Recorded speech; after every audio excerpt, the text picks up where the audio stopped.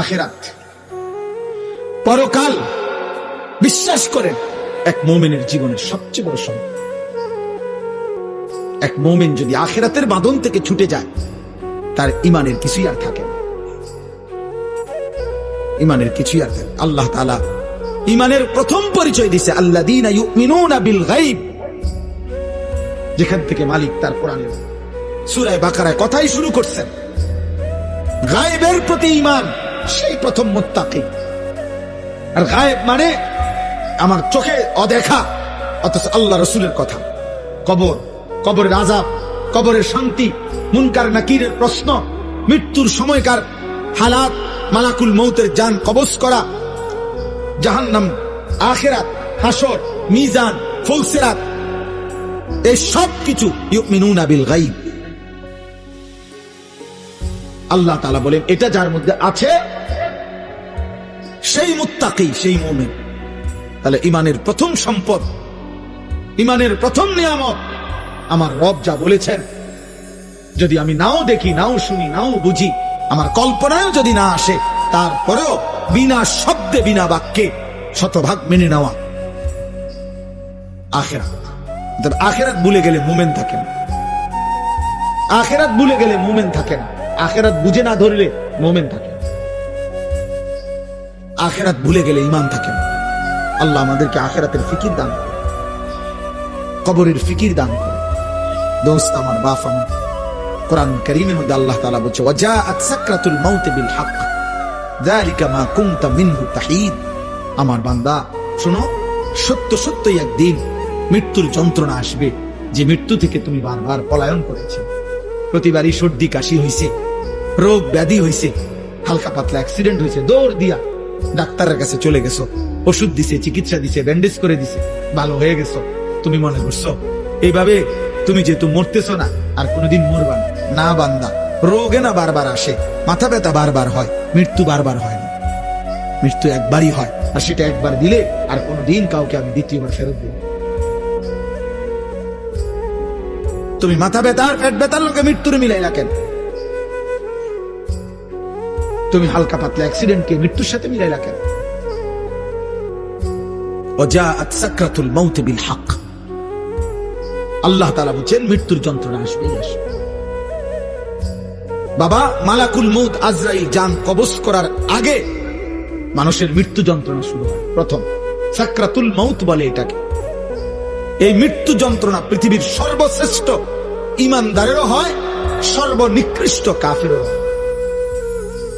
আমাদের প্রিয় নবী সাল্লাল্লাহু আলাইহি ওয়াসাল্লাম থেকে শুরু করে সমস্ত আম্বিয়াদেরও, আউলিয়াদেরও, সাহাবাদেরও মৃত্যুর যন্ত্রণা ছিল, সমস্ত বেঈমান কাফেরদেরও মৃত্যু যন্ত্রণা ছিল।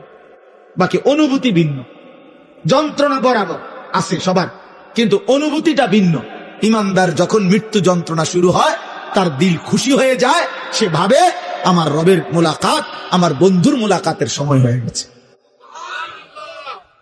বেঈমান, নাফরমান, পাপী মৃত্যু যন্ত্রণার মুহূর্তে পাগল হয়ে যায়, অস্থির হয়ে যায়, অস্থির হয়ে যায়।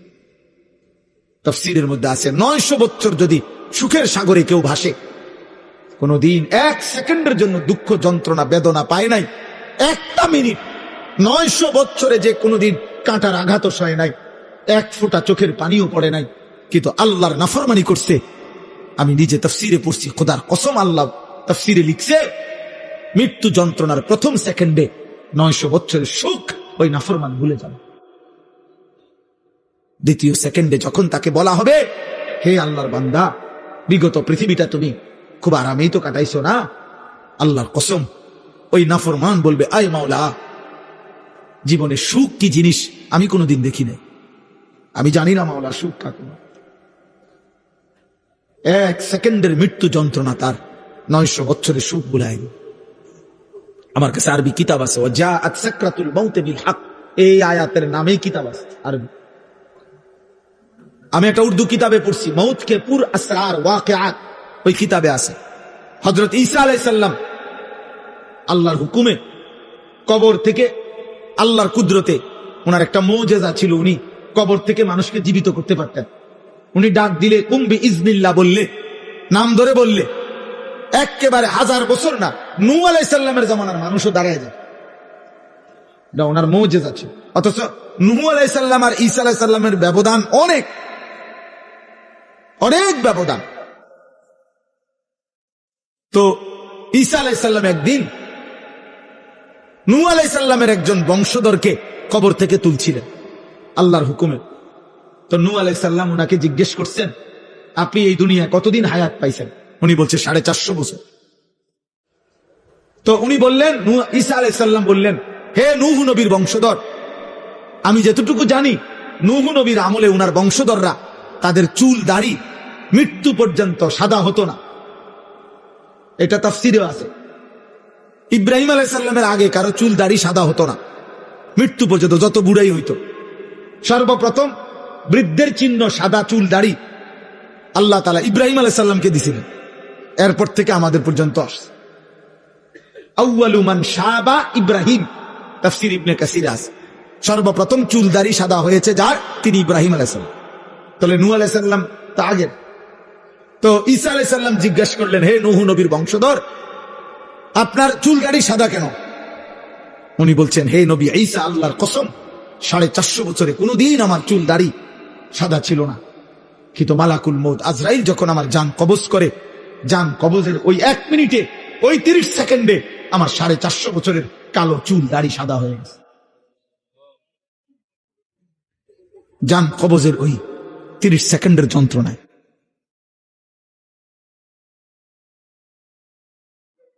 এই জন্য দোস্ত, নওজোয়ান, প্রিয় ভাই, বাবা, হারামের উপরে যারা বেড়ে উঠছেন, গুনাহের উপরে যারা বড় হচ্ছেন, রাত পার করেন, দিন পার করেন, আমি কিংবা আপনি খুব চালাক মনে করেন না,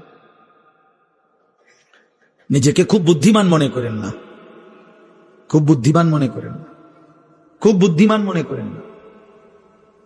এই পৃথিবীর কেউ হয়তো বাধা দিতে পারে নাই, রব ছাড়বে না, আল্লাহ ছাড়বে না। কোরআনুল কারীম